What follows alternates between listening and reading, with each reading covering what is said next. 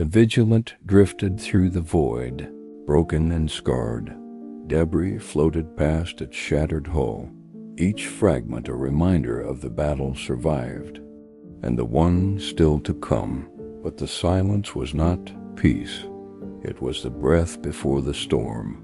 And Liora Kane could feel eyes watching her from the void. The rift was not gone. It was waiting. Liora closed her eyes. The voices came again, not words, not exactly, but meaning crawling straight into her mind. Whispers, Earthborn, unbound, come home to us. Visions clawed at her thoughts. Earth burning under skies of fire. The oceans boiled.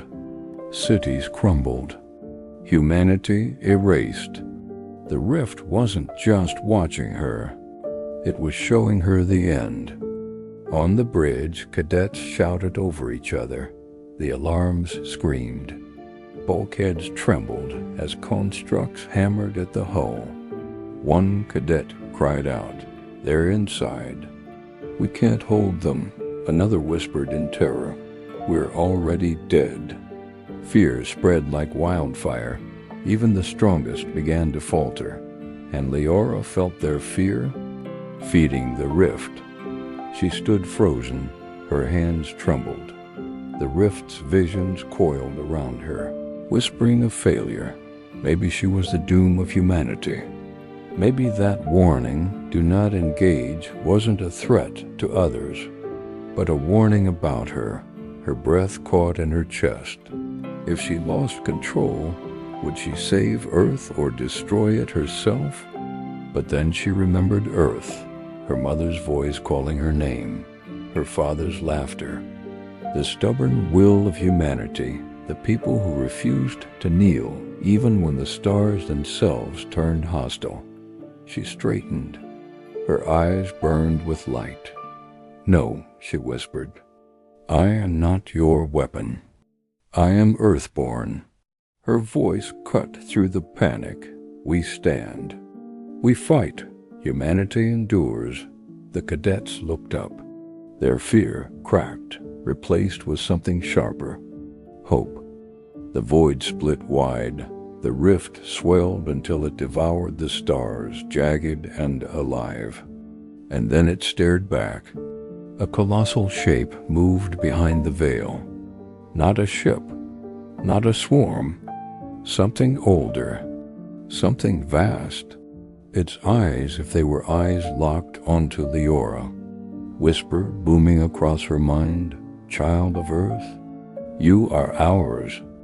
The bridge shuddered as power surged through the Vigilant. Liora raised her arms, light pouring from her veins. The ship answered her call. Shields flared. Cannons roared. Bolts of fire lanced across the void. Constructs shattered in waves, broken like glass. For the first time the rift itself recoiled. Cadets gasped in awe, some knelt, others shouted her name like a war cry. But Liora's eyes blazed brighter. She was beyond fear, beyond limits. The swarm broke. The rift's edge rippled, folding back like a wounded beast. Silence fell. The Vigilant floated, bleeding fire into the void, but still alive. Humanity had survived the first trial. Earthborn had endured. On the bridge, cadets embraced, laughing and sobbing. But Liora did not celebrate. Her body trembled.